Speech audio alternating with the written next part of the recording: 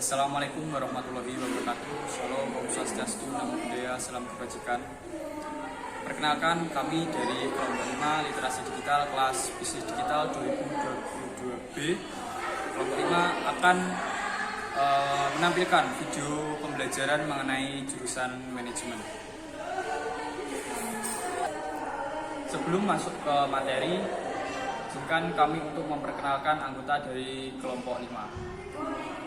Yang pertama, saya Abid Wildan Eka Pramudia dengan NIM 22081494 Dan yang kedua, Dimas Sadara Wanda dengan NIM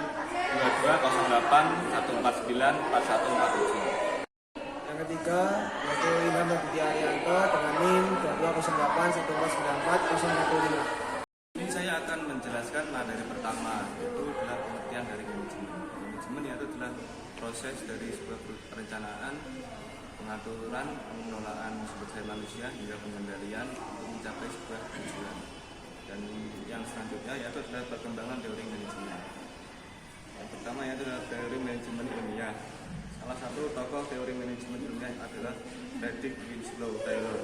Taylor adalah manajer dan penasihat perusahaan dan merupakan salah satu tokoh terbesar manajemen. Ia dikenal sebagai bapak manajemen ilmiah. Berdasarkan penelitian dan analisisnya, terdapat beberapa prinsip baru yang mengandalkan di utama, yaitu sistem trial and error. Kesimpulannya dari penelitiannya adalah perusahaan akan mendapatkan hasil yang memuaskan apabila pekerjaan yang akan dilaksanakan direncanakan dengan memperhatikan segi teknologi maupun pelaksananya. Yang kedua yaitu adalah teori manajemen klasik. Salah satu tokoh dari teori manajemen klasik adalah Henry Fayol. Fayol merupakan teori dan teknik administrasi sebagai dasar pengelolaan organisasi yang kompleks. Hal ini diungkapkan dalam bukunya yang berjudul Administration Industrial and General. Fayol dan Taylor mengemukakan hal-hal yang sama di mana prinsip-prinsip manajemen tertentu harus dipelajari baik manajer maupun karyawan. Yang ketiga, lingkungan bisnis. Lingkungan bisnis adalah nilai keseluruhan dari individu, institusi maupun kekuatan lain yang berasal dari luar kontrol perusahaan. Tapi perusahaan masih bisa bergantung pada mereka karena mereka sudah mampu mempengaruhi performa perusahaan dan keberlanjutan perusahaan. Manfaat memahami lingkungan bisnis: yang pertama, membantu mengidentifikasi peluang bisnis. Yang kedua, memanfaatkan sumber daya dengan baik. Yang ketiga, menghadapi perubahan. Yang keempat, bantuan dalam perencanaan. Yang kelima, membantu bisnis meningkatkan performanya. Yang keenam, mengidentifikasi ancaman dan sinyal peringatan dini. Yang ketujuh, bermanfaat dalam mendeteksi dan merakit sumber daya. Yang kedelapan, lingkungan bisnis membantu beradaptasi dengan perubahan yang cepat. Faktor internal lingkungan bisnis. Faktor internal yang mempengaruhi lingkungan bisnis meliputi perencanaan dan kebijakan, penawaran nilai, sumber daya manusia, sumber daya pemasaran dan finansial, citra korporat dan merek. Faktor eksternal lingkungan bisnis. Faktor eksternal yang mampu mempengaruhi lingkungan bisnis meliputi konsumen, pemasok, kompetitor, publik, media pemasaran, talenta, ekonomi makro, sikap politik, dan penggunaan teknologi. Yang keempat, globalisasi bisnis. Globalisasi bisnis adalah proses di mana bisnis dan ekonomi semakin terhubung secara global melalui perdagangan internasional, investasi, teknologi informasi, dan arus manusia yang meningkat.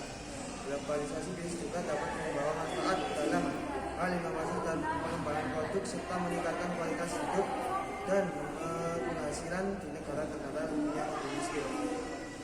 Beberapa faktor lingkungan eksternal dimensi internasional yang dapat mempengaruhi perusahaan adalah sebagai berikut. Yang pertama, faktor ekonomi. Yang kedua, faktor politik. Yang ketiga, faktor sosial. Yang keempat, faktor teknologi. Yang kelima, faktor lingkungan.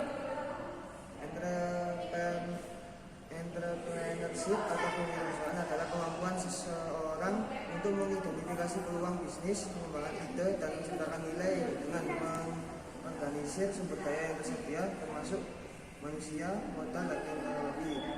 Seorang entrepreneur biasanya memulai bisnis baru atau memperluas bisnis yang sudah ada dengan mengembangkan produk baru, meningkatkan efisiensi operasional, dan memasuki pasar baru.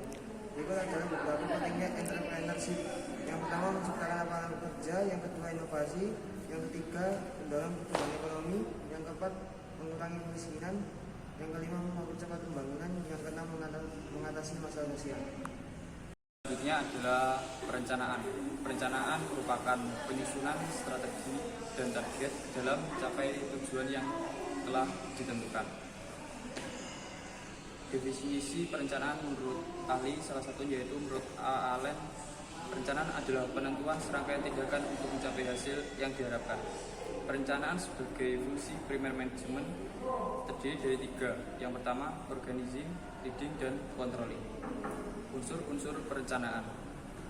Perencanaan yang baik harus dapat menjawab 6 pernyataan yang disebut sebagai unsur-unsur perencanaan, yaitu pertama, tindakan apa yang harus dikerjakan, kedua, apa sebabnya tindakan tersebut harus dilakukan, ketiga, di mana tindakan tersebut dilakukan, keempat, kapan tindakan tersebut dilakukan, kelima, siapa yang akan melakukan tindakan tersebut, keenam, bagaimana cara melaksanakan tindakan tersebut.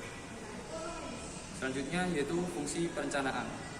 Setiap organisasi memerlukan perencanaan karena pertama, arah dan tujuan organisasi menjadi jelas. 2. Sebuah elemen organisasi diarahkan ke satu tujuan yang sama. 3. Mengidentifikasi berbagai hambatan dan peluang dari luar sekaligus menyiapkan antisipasinya. 4. Meningkatkan efisiensi dan efektivitas pekerjaan. 5. Meningkatkan pengawasan terhadap pekerjaan di dalam organisasi. 6. Membantu mengurangi resiko ketidakpastian. Selanjutnya, proses perencanaan. Yang pertama, menetapkan tujuan. Kedua, menganalisis situasi. Yang ketiga, menentukan berbagai alternatif tindakan. Yang keempat, memilih dan melaksanakan serta merencanakan. Selanjutnya, level perencanaan ada 3. Yang pertama, lower, perencanaan operasional. Yang kedua, middle, perencanaan taktis. Dan ketiga, top, perencanaan strategik. Materi yang terakhir yaitu pengambilan keputusan atau decision making. Pentingnya pengambilan keputusan bagi seorang manajer yaitu agar tidak pelin-pelan dan ajak dalam memutuskan, karena keputusan mempengaruhi beberapa aspek dan situasi. Pengambilan keputusan adalah melakukan penilaian dan menjatuhkan pilihan. Masalah adalah sesuatu yang harus diselesaikan atau dipecahkan. Perspektif decision making dipengaruhi oleh value atau nilai, knowledge atau pengetahuan, dan rule. Langkah-langkah menetapkan keputusan yaitu yang pertama, rekognisi, diagnosis, pengembangan, seleksi, implementasi, dan evaluasi. Demikianlah video dari kelompok kami. Bila ada salah dan kurang, mohon maaf. Assalamualaikum warahmatullahi wabarakatuh.